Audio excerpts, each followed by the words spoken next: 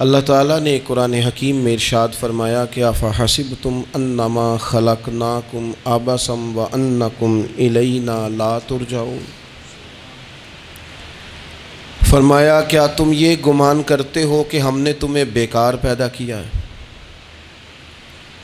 اور کیا تم یہ سمجھتے ہو کہ تمہیں پلٹ کر ہماری طرف نہیں آنا؟ اللہ تبارک و تعالیٰ نے جو چیز بھی پیدا کی، جہاں بھی پیدا کی، بڑی حکمتوں کے تقاضوں کے تحت پیدا کی۔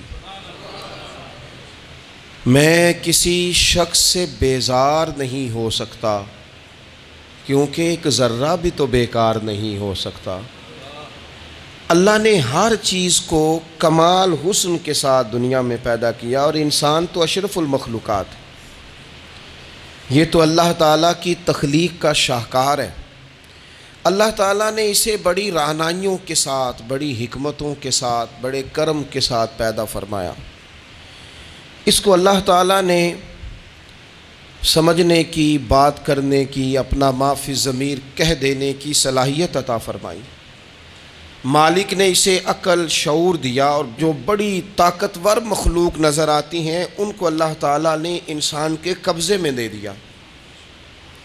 کتنا بڑا ہاتھی ہوتا ہے لیکن ایک چھوٹا سا بچہ اسے لیے پھرتا ہے۔ کتنا بڑا اونٹ ہے، کتنی طاقت رکھتا ہے، لیکن ایک چھوٹا سا بچہ اس کے ناک میں نکیل ڈالتا ہے اور اسے لے کے گھومتا ہے۔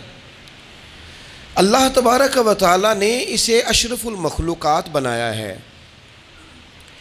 اتنے اتنے بڑے جہاز ایک انسان کے قبضے میں دے دیے ہیں۔ وہ جب چاہتا ہے جہاز اڑتا ہے، جب چاہتا ہے اسے زمین پہ اتار لیتا ہے۔ اللہ کی دی ہوئی طاقت سے ملکوں کو سر کرنا، بڑی بڑی ٹیکنالوجی کو ایجاد کرنا خدا نے اپنی توفیق سے اسے عطا کیا۔ اور پھر اگر وہ مسلمان ہے، پھر اگر وہ حضور کا غلام ہے، تو پھر تو فرمایا کنتم خیر امت اخرجت للناس، انسان ساری مخلوق میں افضل ہیں، اور میرے محبوب کا کلمہ پڑھنے والے سارے انسانوں میں سب سے افضل ہیں۔ ان کو اللہ نے اور زیادہ فضیلتوں سے، برکتوں سے مالا مال کیا۔ یہ وہ مخلوق ہے، یہ وہ لوگ ہیں، یہ وہ امت ہے کہ جو صرف ارادہ کرتی ہے نیکی کا، کرتی نہیں، ارادہ کرتی ہے تو اللہ نیکی کرنے کا اجر عطا فرما بھی دیتا ہے۔ یہ ابھی پلان کرتی ہے کہ میں یہ کام کروں گا تو رب اس کا ثواب شروع بھی فرما دیتا ہے، لیکن پتہ نہیں کیا ہو گیا ہے لوگوں کو، نیکی کے ارادے کرنے ہی چھوڑتے جا رہے ہیں، نیکی کی منصوبہ بندی کرنی ہی چھوڑ دی ہے، خیر کے لیے پلان کرنا ہی چھوڑ دیا ہے۔ بہت سارا وقت بیکار گزرتا ہے، بہت سارا وقت چوراہے پہ گزر گیا، بہت سارا وقت گپوں میں گزر گیا، عمرے دراز مانگ کے لائے تھے 4 دن، 2 آرزو میں کٹ گئے، 2 انتظار میں۔ ایک ڈھیر سارا طبقہ ہے جس سے پوچھتے ہیں کیا کر رہے ہو، وہ کہتے ہیں بس کچھ بھی نہیں، ٹائم پاس کر رہا ہوں۔ تو میں کہتا ہوں یار اتنا فالتو ٹائم کہاں سے آیا جسے پاس کرنا پڑا؟ میں بور ہو رہا ہوں تو میں کہتا ہوں بور ہونے کے لیے وقت کہاں سے لیا آپ نے؟ آپ تو مسلمان ہیں، آپ کا تو وقت شریعت نے بڑا قیمتی کر دیا ہے۔ آپ تو 1 منٹ میں 3 بار سورہ اخلاص پڑھ سکتے ہیں۔ آپ کو تو ذرا سا وقت ملے تو آپ جا کے 2 رکعت نماز کی نیت باندھ سکتے ہیں۔ آپ کو تو تھوڑا سا وقت ملے تو آپ کے تو نبی پاک علیہ السلام نے یہاں تک ہماری تربیت کر دی، ہمارے حضور فرمانے لگے تم کانٹا اٹھا سکتے ہو نا گلی سے، تو وہی اٹھا دینا، اس پر بھی رب صدقے کا ثواب عطا کرے گا۔ تو یہاں تو کانٹوں سے بھری ہوئی گلیاں ہیں۔ میرے نبی پاک نے تو فرمایا تھا کسی مومن کو بس خوش کر دینا، وہ چاہے لمحے کے لیے ہی ہو، اس کے دل میں راحت ڈال دینا، اسے تسلی دے دینا، روتے ہوئے آنکھ آنسو پونچھ دینا، اس کو کہہ دینا میں تیرے ساتھ ہوں۔ فرمایا مومن کے دل میں تم نے خوشی داخل کر دی تو 60 سال نفل پڑھنے سے اللہ تمہیں زیادہ ثواب عطا کر دے گا۔ تو یہ فارغ بیٹھنے کا وقت کہاں سے آیا؟ یہ بور ہونے کا ٹائم کہاں سے آیا؟ ہم نے اپنے آپ کو بیکار کر لیا ہے، اور رب نے نہیں بیکار پیدا کیا، ہم نے بیکار کر لیا، ہم نے اپنے آپ کو زنگ لگا لیا۔ ملت کا وہ جوان جس کو چاہیے تھا کہ وہ خاندان کے 20، 50، 60 لوگوں کو لے کر چلتا، کفالت کرتا، نمائندگی کرتا، آگے بڑھ کے کہتا میں ہوں نا، گھبرانا نہ، وہ نوجوان خود دکھ سناتا ہے رو رو کے، وہ مجبوریاں سناتا ہے، وہ کچی کچی باتیں کرتا ہے، وہ کہتا ہے مجھے کالا جادو ہو گیا ہے، وہ کہتا ہے فلانے کی نظر لگ گئی ہے، وہ کہتا ہے چچا نے آگے نہیں جانے دیا، وہ کہتا ہے میں ابا جی نے صحیح تقسیم نہیں کی تو میں پیچھے رہ گیا. اتنی کمزور بات کرے گا اور وہ مسلمان اپنی صلاحیت کو پہچانے. حضرت سعدی شیرازی کے پاس ایک شخص نے بیٹھ کے اپنے دوستوں کی غلطیاں گنوانی شروع کر دی. ان میں یہ بھی غلطی ہے، یہ بھی غلطی ہے، یہ بھی غلطی ہے، یہ بھی غلطی ہے، یہ بھی غلطی ہے. تو حضرت سعدی ہنس پڑے، فرمانے لگے اور یاد رکھ تیرے سجن بڑے ہی برے ہیں، پر پانی بڑا بھی گندا ہو نا تو آگ بجھانے کے کام پھر بھی آ جایا کرتا ہے. وہ کوئی تو خوبی ان میں تلاش کر لینا، پانی بڑا بھی گدلا ہو تو آگ تو بجھاتا ہے کہ نہیں بجھاتا. ہمارا یہ مزاج بن گیا ہے کہ ہم اپنی صلاحیتوں سے کام ہی نہیں لیتے، ہمیں پتہ ہی نہیں ہم کیا کر سکتے ہیں. میرے رسول پاک صلی اللہ علیہ وسلم کا کمال یہ ہے کہ حضور نہ انسان کی صلاحیتیں اجاگر کر دیتے، محبوب اجاگر کر دیتے، حضور اندر جذبہ پیدا کر دیتے.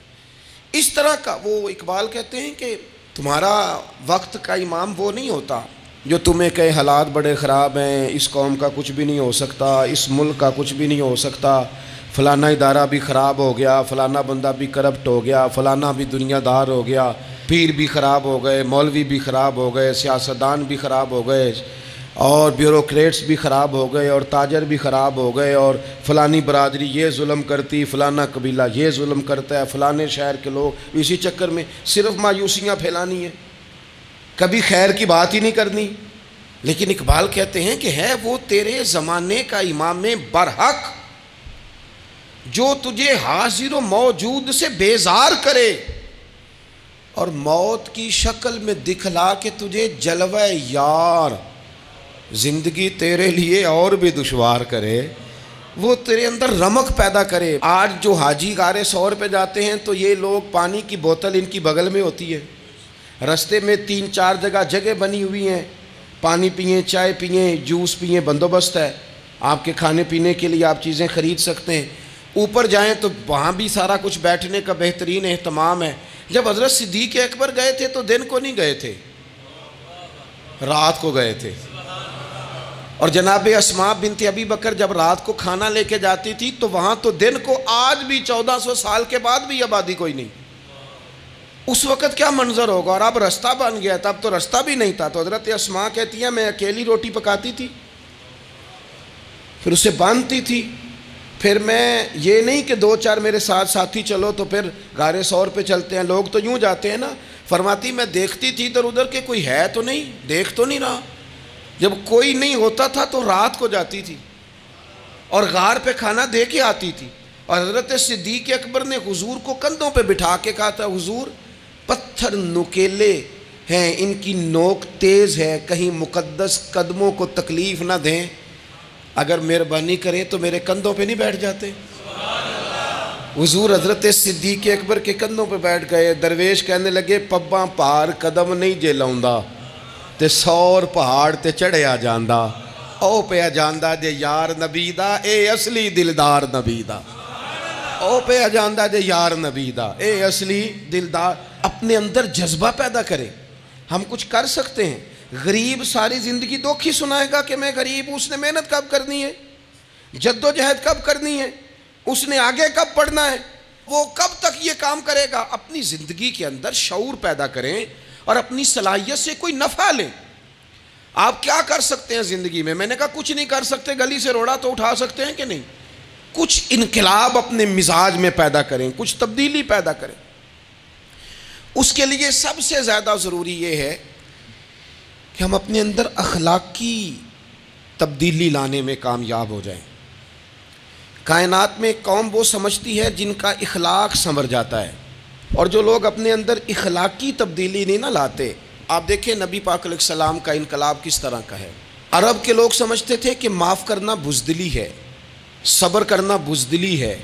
وہ کہتے تھے یہ کیا بات ہوئی، ہمارا دشمن کیا سمجھے گا کہ بزدل ہے، انہوں نے معاف کر دیا ہے. وہ کہتے تھے معاف کر دیں تو کمزور پڑ جائیں گے، سامنے والا کہے گا کہ ان کے پلے کچھ نہیں، معاف کر دیا. اور ہمارے زمانے میں آج معاف کمزور آدمی کرتا ہے، طاقتور آدمی معاف نہیں کرتا.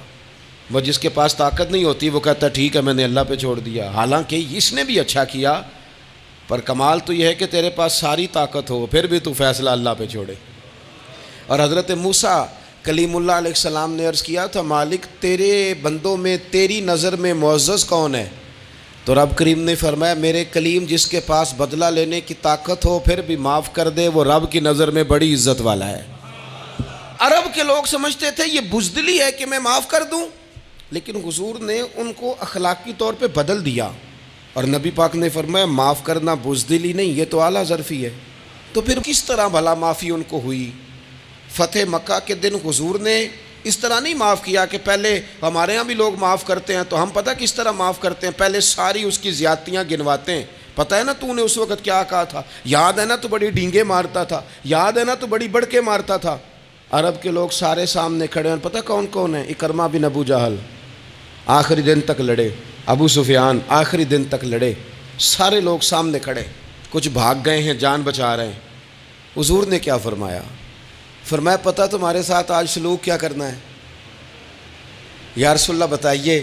تو نبی پاک نے فرمایا وہی کرنا ہے جو جناب یوسف نے بھائیوں کے ساتھ کیا تھا، بات ہی کوئی نہیں کرنی، پچھلا قصہ چھیڑنا ہی نہیں، نہ کانٹے بچھانے کی بات کرنی ہے، نہ روڑے مارنے کی کرنی ہے، نہ بدر میں آنے کی کرنی ہے، نہ احد میں پتھر مار کے دانت شہید کرنے کی بات کرنی ہے، نہ خندق کی بات کرنی ہے، نہ خیبر کی کوئی بات۔ جاؤ نہ معاف کیا، بات ہی کوئی نہیں کرنی، معافی دے دی۔ ابو سفیان کہنے لگے حضور مجھے بھی معافی ہے۔ سونیا تیرے کرم پہ قربان جاؤں۔ میرے کریم فرمانے لگے تو قبیلے کا سردار ہے، مکہ شریف کے لوگ تجھے بڑا سمجھتے ہیں، دیکھ حضور معاف بھی کرتے ہیں اور عزت بھی دیتے ہیں۔ فرمایا جا میں نے تجھے معاف کیا، اور جو تیری حویلی میں آ کے پناہ لے لے گا میں اسے بھی معاف کر دوں گا، اسے بھی معافی مل جائے گی جو تیرے گھر آ جائے گا۔ اب تبدیلی آ گئی، وہ جو اندر کفر تھا وہ ٹوٹ گیا، انقلاب آ گیا۔ یہی ابو سفیان جو کل تک مخالفت میں لڑتے تھے، پھر یہ حضور کے ساتھ جنگوں میں جاتے، اور اس طرح جاتے کہ حضور گھوڑے پہ بیٹھے اور جناب ابو سفیان نے گھوڑے کی لگام تھامی ہے، ہر میدان میں گئے، ہر جگہ خدمت کی۔ اکرمہ بن ابو جہل کا پتر ہے، کوئی کسر نہیں چھوڑی اس نے، حد کر دی، ہر جگہ لڑا، ہر مقام پہ۔ لیکن فتح مکہ کے موقع پر یہ بھاگ گیا تھا، جان بچا کے چھپ گیا۔ اس کی بیوی آئی، آگے کہنے لگی سونیا میرے چھوٹے چھوٹے بچے ہیں، مجھے پتہ چلا ہے کہ میرے شوہر کے لیے آپ نے ڈیتھ وارنٹ جاری کر دیے ہیں کہ جہاں ملے مار دیا جائے، صحابہ نے یہ اعلان کیا ہے، وہ سخت مجرم ہے، اس کے لیے سخت آرڈر جاری کیا گیا ہے۔ تو کریم کیا فرمانے لگے؟ حضور فرمانے لگے تو کیا چاہتی ہے؟ میں کوئی آپ کو قصہ تو نہیں نہ سنا رہا، خدا را مہربانی کریں، تھوڑا سا دل بڑا کریں، تھوڑا سا۔ وہ ساس کہتی ہے جی میں کیویں معاف کر دیاں جی، تمہیں پتہ نہیں پیر صاحب میرے اندر زخم کنے نے، مثلاً کیا ہے، گولی مار دی ہے کسی نے کسی کو۔ بہو سے کہیں تو کہتی ہے جی میں معاف کر دوں، اس کو معاف کر دوں، آپ کو بتاؤں اس نے تکلیف کتنی دی۔ مہربانی کرو ایک دوسرے کو معاف کرو، اپنے دل میں گنجائش پیدا کرو۔ اس بندے کی بات ہو رہی ہے جو باپ سے لگا ہوا ہے مخالفت کرنے، ابے نے بھی ظلم کیے، اس نے بھی کیے۔ حضور اس کی بیوی سے کہتے ہیں کیا چاہتی ہے؟ کہنے لگی حضور معاف کر دیں اسے۔ تو نبی پاک صلی اللہ علیہ وسلم نے فرمایا ٹھیک ہے، یہاں تو معافی کا دروازہ تو سب سے زیادہ کھلا ہوا ہے، تو کہتی ہے تو چلو ٹھیک ہے معاف کیا، ہو گئی بات۔ اس نے جا کے جہاں چھپا ہوا تھا اسے کہا اکرمہ حضور نے تجھے معاف کر دیا۔ کہنے لگا کوئی کرنے والی بات کر، وہ معاف کرتے ہیں مجھے پتہ ہے، بڑا کرتے ہیں، پر جو میں نے کیا ہے وہ معافی والا نہیں۔ مجھے معافی ہو سکتی ہے، یہ کیسے ہو سکتا ہے، یہ کیسے ہو گیا، ہو ہی نہیں سکتا۔ اس کی بیوی پھر آئی، کہنے لگی حضور وہ مانتا نہیں، یہ تاریخ صرف میرے رسول کی ہے، یہ سیرت صرف میرے رسول کی ہے، کہ جس کو معاف کیا جا رہا ہے اس کی سمجھ میں بات نہیں آ رہی کہ بھلا مجھے معاف کر دیا ہے۔ حضور کہتے ہیں اچھا تو بتا وہ کیسے مانے گا؟ کہنے لگی حضور اگر کوئی نشانی دے دینا، عرب کے لوگ تلوار دے دیتے تھے، زرہ دے دیتے تھے، پگڑی دے دیتے تھے، چھڑی دے دیتے تھے، یہ دلیل ہوتی تھی کہ فلاں نے نشانی دے دی۔ اگر کوئی مل جائے نا نشانی، محبوبہ اس طرح تو کوئی نہیں کرتا جیسے آپ کرتے ہیں۔ کریم نے اپنے سر سے پگڑی اتاری اور فرمایا میری پگڑی بطور علامت کے نشانی کے لے جا، اسے کہہ دے میں نے معاف کیا۔ اب اکرمہ کو معافی ہو گئی، وہ آ رہے ہیں، یوں اخلاق بدلتے ہیں، وہ آ رہے ہیں۔ یہاں کوئی بڑا آدمی آئے نا تو پہلے اعلان ہوتا ہے فلاں بن فلاں صاحب آ رہے ہیں، اب ان کو دعوت دیتے ہیں، لیکن وہ اعلان چھوٹا کرتا ہے بڑے کے لیے۔ یہاں انوکھا باب ہے۔ اکرمہ کلمہ پڑھنے آ رہے ہیں، نبی پاک صحابہ سے کیا فرما رہے ہیں؟ فرمایا وہ کلمہ پڑھنے آ رہا ہے، اطاعت قبول کر کے آ رہا ہے، سر تسلیم خم کر کے آ رہا ہے، اس کے سامنے اس کے باپ کے کسی ظلم کا اظہار نہ کرنا۔ اس کے باپ نے بڑے ظلم کیے ہیں، زیادتیاں کی ہیں، ہم تذکرہ یہاں ہوتا ہے، لیکن اس کے سامنے نہ کرنا، اس کا تو ابا ہے نا، اس کا تو باپ ہے نا، کوئی بات نہ کرنا، اسے تکلیف ہوگی۔ کس کے لیے؟ صحابہ رو رہے ہیں، حضور یہ کس کے لیے تیاری کرا رہے ہو؟ وہ آ گئے، قدموں سے لگ گئے، کلمہ پڑھ لیا، کھول کے روئے، حضور میرے لیے بھی معافی ہے؟ تو کریم نے فرمایا ہاں، میں رحمت والے رب کا رحمت والا رسول ہوں، ہے نا معافی۔ اکرمہ مسلمان ہو گئے، پھر تلوار کو صاف کر کے کہنے لگے سونیا پہلے یہ اسلام کی مخالفت میں لڑتی تھی، اب حمایت میں لڑے گی، مجھے بتائیں۔ ایک ایک گلی اکرمہ گئے اسلام کی حمایت میں تلوار لے کے، ایک ایک گلی۔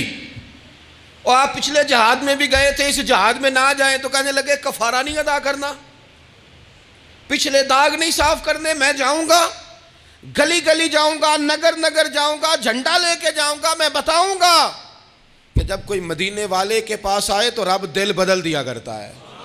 انقلاب آتے ہیں، عادتیں بدلتی ہیں، طبیعتوں میں تغیر آتا ہے، کون کہتا ہے نہیں آتا؟ میں جاؤں گا۔ حمص میں حضرت عمر کے زمانے تک اکرمہ لڑے، سالوں میدان میں رہے اسلام کی حمایت میں، اور پھر حمص کے میدان میں حضرت عمر کے دور میں لڑتے ہوئے شہادت کی موت اللہ نے انہیں عطا فرمائی۔ یہ آپ دیکھیں حضرت خالد بن ولید کون ہے؟ کہنے لگے حضور میں تو بڑی شدت سے اسلام کے خلاف لڑتا تھا، میری غلطیاں بھی معاف ہو جائیں گی؟ تو حضور فرمانے لگے اسلام پچھلے سارے معاف کرا دیا کرتا ہے، نئی زندگی کا آغاز ہو جاتا ہے، نئی زندگی کا آغاز ہوتا ہے۔ حضور نے فرمایا جو رمضان میں عبادت کر لے نا، ایمان کے ساتھ رمضان میں عبادت کر لے، اللہ اس کے پچھلے سارے معاف فرما دیتا ہے۔ اب وہ نئی زندگی کا آغاز کرے۔ جس نے شب قدر پہ رو رو کے توبہ کی ہے وہ رمضان کے بعد کرپشن چھوڑ دے، جھوٹ چھوڑ دے، بددیانتی چھوڑ دے، دل دکھانا چھوڑ دے۔ جس نے رمضان میں روزے رکھے، تراویح پڑھی ہے، وہ نئی زندگی کا آغاز کرے۔ خدا کی رحمت سے گناہ معاف ہو گئے، اب وہ آگے بڑھے۔ نبی پاک علیہ السلام نے فرمایا جو اللہ کے گھر کا حج کار آیا وہ اس طرح ہے جس طرح آج ماں کے پیٹ سے پیدا ہوا ہے۔ اب نئی زندگی کا آغاز کرے، اب وہ اپنی عادات میں تبدیلی لائے، اب وہ بدل جائے۔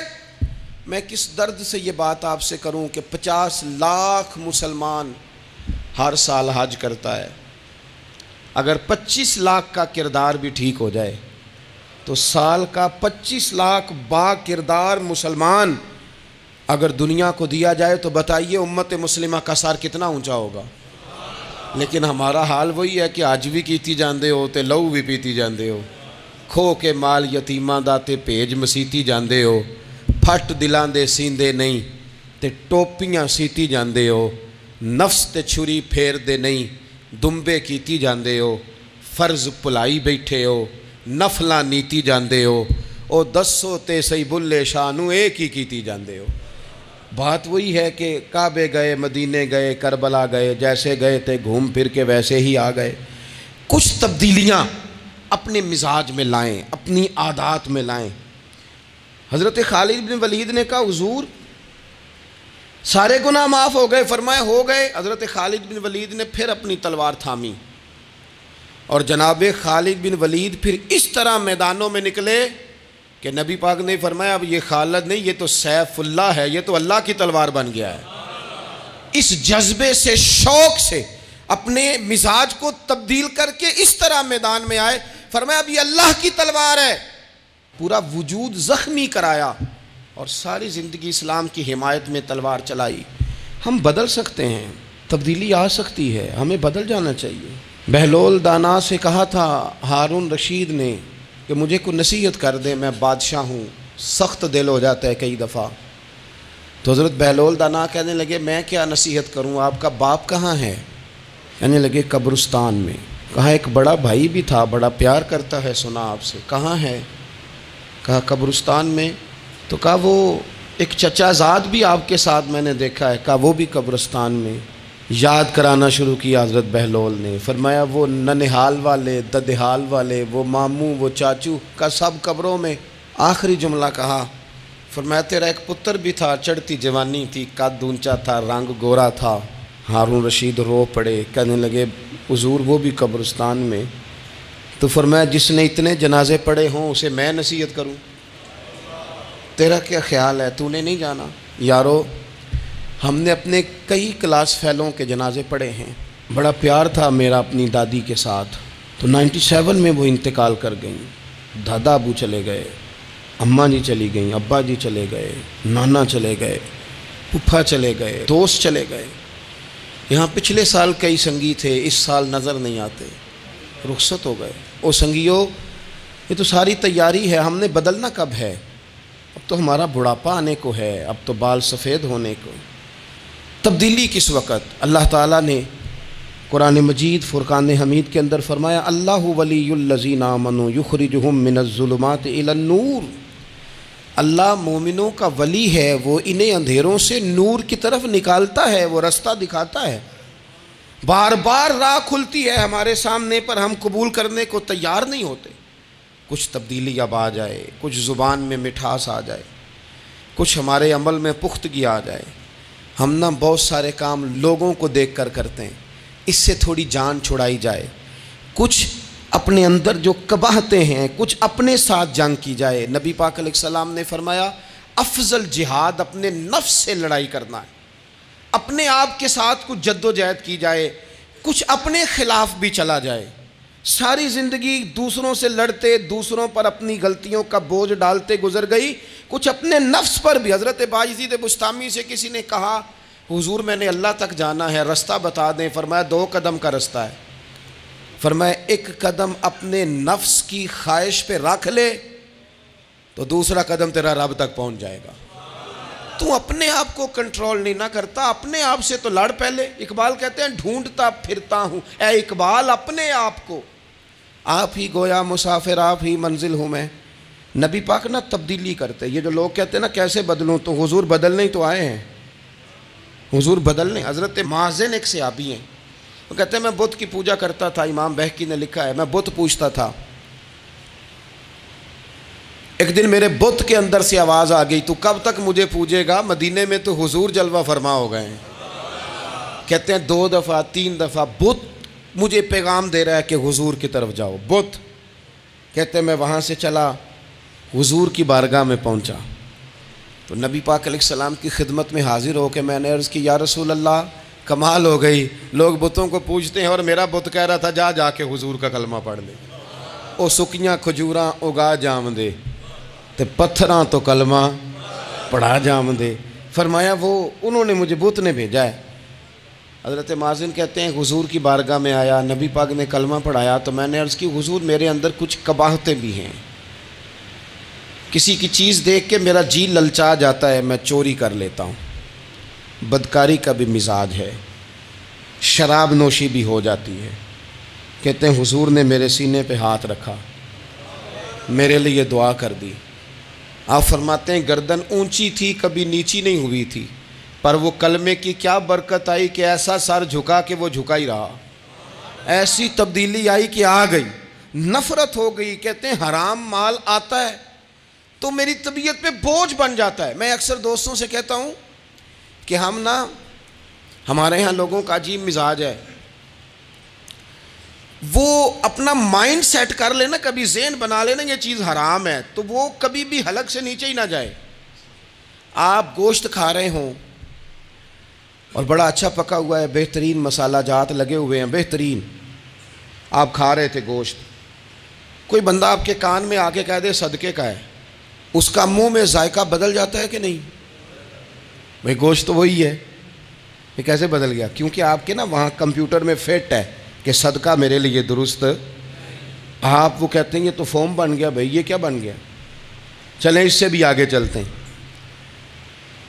آپ کھا رہے تھے گوشت اور بڑا لطف آ رہا تھا تو کسی نے کہہ دیا کہ یہ تو جانور ٹھیک ہی نہیں تھا، بیمار تھا یا حرام تھا، ذبح ہی نہیں کیا تھا، صحیح طور پر ایسے ہی اس کو پکا دیا، مر گیا تھا۔ تو اب تو یہ حال ہوتا ہے کہ الٹیاں شروع ہو جاتی ہیں۔ کیوں؟ اس لیے کہ نفیس طبیعت پر نہ صدقے کا گوشت فٹ ہوتا ہے نہ حرام فٹ ہوتا ہے، کیونکہ طبیعت نفیس ہے نا. بس اس بات کو سمجھ لیں، جس طرح حرام بکرا طبیعت پہ فٹ نہیں نہ ہوتا، اس طرح کروڑ حرام بھی طبیعت پہ فٹ نہیں ہونا چاہیے. 2 کروڑ بھی حرام آ جائے تو فٹ. جس دن 2 کروڑ پر بھی الٹی آنے لگ گئی نا، جس دن حرام جگہ پر قبضہ کرتے بھی کہہ آنے لگ گئی، ذائقہ بدلنے لگ گیا، کمپیوٹر میں فٹ ہو گیا کہ یہ میرے لیے ٹھیک نہیں. لیکن میں اکثر کہتا ہوں لوگوں سے، میں کہتا ہوں ہمارے ہاں بندہ دیکھ کے فتویٰ ہوتا ہے. یہاں کوئی غریب عیسائی ہو نا، ماڑا بیچارہ گلی میں جھاڑو دے کے روٹی کماتا ہے، تو لوگ مسئلہ پوچھتے ہیں، کہتے ہیں مولوی صاحب سائنہ روٹی کھانی جائز ہے؟ تو میں پھر ان لوگوں سے آگے سے پوچھ لیتا ہوں، میں کہتا ہوں یہ بتاؤ امریکہ کا صدر بھی عیسائی ہے، اس کے ساتھ جائز ہے؟ اتنے وزیر مشیر وزراء اعظم ملکوں کے جا کے کھاتے ہیں، کبھی آپ نے مسئلہ پوچھتے دیکھیں؟ وہاں تو جو مولوی مشیر بنے ہوئے وہ بھی بیٹھے ہوتے ہیں بیچ میں، وہ بھی بیٹھے ہوتے ہیں، اب بھی ان سے پوچھو. لیکن ہمارا مزاج یہ بن گیا ہے کہ غریب کے حق میں مسئلہ اور ہے اور امیر کا معاملہ ہے تو معاملہ اور ہے. اس سے نکلیں، یعنی اگر 5 روپے کسی کے گر جائیں تو وہ واپس کرنے بھی ضروری ہیں، اور 5 کروڑ گر جائیں تو وہ بھی. وہ ہمارے ایک دوست کہا کرتے ہیں کہ ایک صاحب تھے، ان کو نا بڑے قیمتی جوتے کا ایک پیر مل گیا کہیں سے گرا ہوا. انہوں نے وہ قیمتی پاؤں جوتے کا گرا ہوا اٹھایا اور وہ بندہ تلاش کرنے لگے کس کا گرا ہے. دیر تک وہ ڈھونڈتے رہے ایک پاؤں کس کا ہے، تھوڑی دیر کے بعد انہیں دوسرا پاؤں بھی مل گیا. پھر انہوں نے بندہ ڈھونڈنا بند کر دیا. انہوں نے کہا اب دونوں ہو گئے ہیں، اب یہ کام آئے گا، لہذا انہوں نے بند کر دیا. میرے عزیز، یہ تو کوئی طریقہ نہیں ہے نا کہ آپ چیز اگر تھوڑی سی ہے تو اس پر فتویٰ اور ہے، اور اگر زیادہ ہے تو مزاجوں میں جب ہم یہ لے آئیں گے اپنی طبیعت میں، اور کب تک ہم نے اسی طرح رہنا ہے؟ کب ہم نے اپنے وجود سے کام لینا ہے؟ بیکار وقت کب تک گزرنا ہے؟ کتنے رمضان آئے گزر گئے، کتنے عمرے آئے گزر گئے، کتنی ہم نے دیکھا کہ بس بیمار ہو گئے ہیں، ٹھیک ہو جائیں گے تو پھر اس کے بعد ہم نے کوئی نماز نہیں چھوڑنی، لیکن ٹھیک ہوئے تو بھول گئے، نئی سے نئی بات شروع ہو گئی. ہم نے کتنی دفعہ کہا کہ آج کے بعد تبدیلی، لیکن کیوں نہیں تبدیل ہوتے؟ حضرت فضالہ بن عمیر ایک صحابی ہیں، کہتے ہیں میں عورتوں کا معاذ اللہ بڑا رسیہ تھا. ابو جہل نے جب اعلان کیا نا جو حضور کو شہید کرے گا تو اسے 100 سرخ اونٹ دیے جائیں گے، تو کہتے ہیں میں خنجر بغل میں دبا کے نا تو طواف کعبہ کرنے چلا گیا. طواف کعبہ کہتے ہیں وہاں جب میں پہنچا تو میں نے دیکھا حضور بھی طواف کر رہے ہیں، تو نبی کریم نے مجھے دیکھتے ہی حضور میرے قریب آئے، اور مجھے نہیں بتانا پڑا، حضور فرمانے لگے تیرا نام فضالہ ہے؟ میں نے کہا ہاں. تو محبوب فرمانے لگے کیا باتیں کر رہے ہو اپنے آپ سے؟ کہتے میں دل میں سوچ رہا تھا کہ طواف کرتے میرے قریب سے گزریں گے تو خنجر مار دوں گا. کیا باتیں کر رہے تھے؟ فضالہ کہتے ہیں میں تو جب آیا تھا تو ایک بی بی سے مل کے آیا تھا، میں نے کہا تھا کہ میں آج بڑی رقم لے کے آؤں گا اور معاذ اللہ تیرے پاس رات گزاروں گا. کہتے ہیں میں تو اس سے بات کر کے آیا تھا. تو میں اب حضور سید عالم صلی اللہ علیہ وسلم نے پوچھا تو فضالہ ہے؟ میں نے کہا ہاں. کیا باتیں کر رہے تھے اپنے آپ سے؟ میں نے جھوٹ بولا. میں نے کہا جی وہ تو میں تو ذکر کر رہا تھا اپنے دل میں. کہتے ہیں حضور مسکرائے اور مسکرا کے فرمانے لگے چل چھوڑ، جس کام آیا تھا وہ کرتا کیوں نہیں؟ میں جو تیرے سامنے کھڑا ہوں تو کرنا. خیال آیا مسلمان نیک و بد پہچان جاتے ہیں، اور آقا آدمی کے دل کی باتیں جان جاتے ہیں. کرنا وہ کام. تو فضالہ کہتے ہیں کہ میں کانپ گیا، میرے ہاتھ سے وہ خنجر گر گیا، حضور نے میرے سینے پہ ہاتھ پھیرا، اس طرح پھیرا کہ زندگی میں اتنا سکون کبھی نہیں ملا، اتنی ٹھنڈک کبھی نہیں ملی، اتنا قرار کبھی نہیں آیا، اس قدر زیادہ آزمائش کبھی نہیں آئی. میں قرار محسوس کرنے لگا. کہتے ہیں حضور فرمانے لگے کیا وہ وقت نہیں آیا کہ تو کلمہ پڑھ جائے؟ کہتے ہیں میں نے فوراً کہا حضور آ گیا ہے وقت، پڑھائیں مجھے کلمہ. کہتے ہیں نبی پاک نے کلمہ پڑھا دیا، میں مسلمان ہوا. میں واپس لوٹا تو وہی عورت بن سنور کر تیار ہو کر گلی میں کھڑی تھی. عادتیں بدل جاتی ہیں. شرط یہ ہے کہ ہم تھوڑی سی کوشش کریں، شرط یہ ہے کہ ہم اپنے آپ کو اللہ رسول کی بارگاہ میں پیش کریں. اور میرے دوستوں، میرے بزرگوں، ہمیں سب سے زیادہ تکلیف میں ہماری اپنی عادات نے ڈالا ہے، ہماری اپنی خواہشات نفس نے ہمیں زیادہ آزمائشوں میں ڈالا ہے. کہتے ہیں وہ عورت بن سنور کے کھڑی تھی. جب میں واپس لوٹا تو پہلے میں اس کے پیچھے بھاگتا تھا، اب میں اس کے قریب سے گزر گیا تو اس نے آواز دی، تو فضالہ نہیں؟ کہتے ہیں میں چپ کر گیا۔ وہ پھر پیچھے دوڑی، میرا گریبان پکڑ کے کندھا پکڑ کے ہلایا، تو فضالہ نہیں؟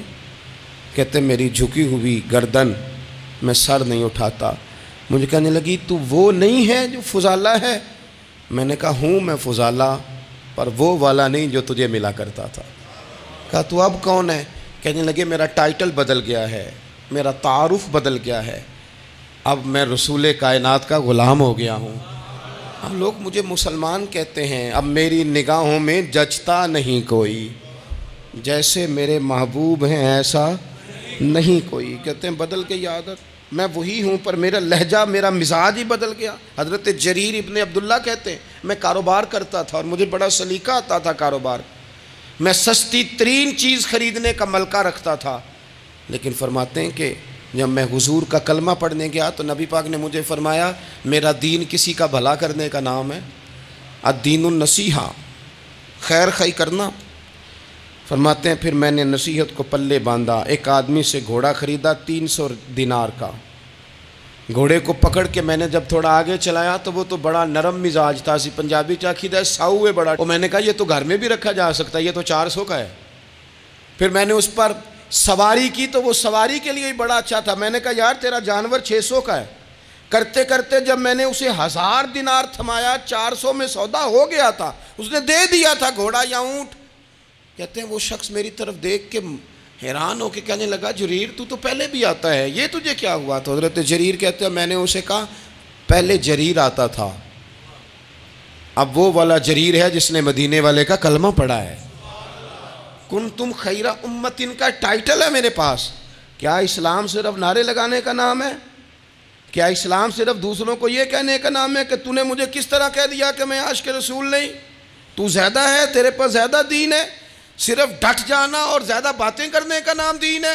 اپنے اندر ایک ایک کر کے غلطیوں کو چھوڑیں، آج کچھ عہد کریں کہ ہم نے فلاں فلاں گناہ سے جان چھڑانی، اپنے اندر کچھ تبدیلیاں لائیں، اور کسی کو بتانے کی ضرورت نہیں، ہمارا اور ہمارے رب کا معاملہ ہے۔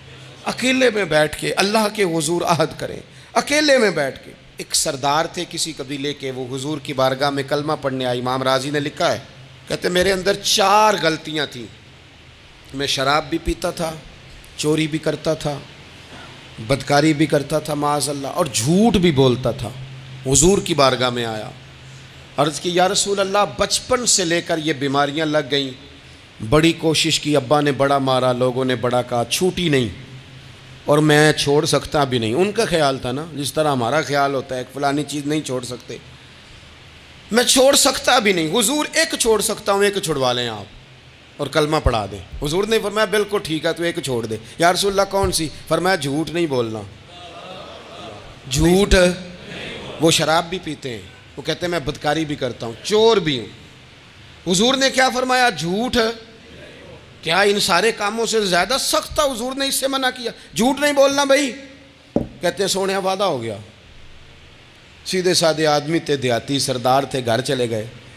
کہتے ہیں جب وہ شراب کے قریب جانے لگا تو دل میں خیال آیا کہ حضور کے پاس شراب پی کے جاؤں گا، اگر کسی نے پوچھا کہ پی ہے تو جھوٹ تو بولنا نہیں، سچ بولوں گا تو حال کیا ہوگا بھلا، وہاں کیفیت کیا ہوگی کہ میں شراب پی کے یہاں آتا ہوں حضور کی بارگاہ میں، مجھ پہ تو حد لگے گی۔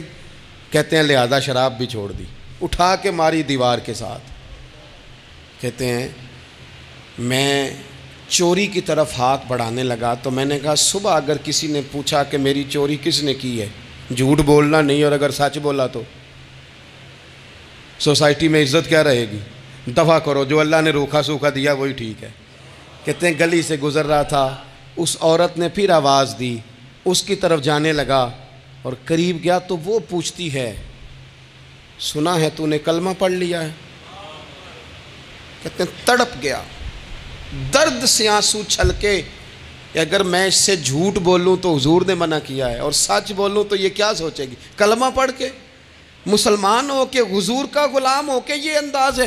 کہتے ہیں وہاں سے بھی آ گیا، آ کے نہ پیچھے ہو کے بیٹھ گیا، پیچھے حضور تقریر کر رہے تھے، پیچھے ہو کے بیٹھ گیا، غور سے حضور کا چہرہ دیکھ رہا ہوں، غور سے دیکھتا جا رہا ہوں۔ دنیا کہیں اور دیکھ رہی ہے اور میں حضور کا چہرہ دیکھ رہا ہوں. سر سے لے کر پاؤں تک تنویر ہی تنویر ہے.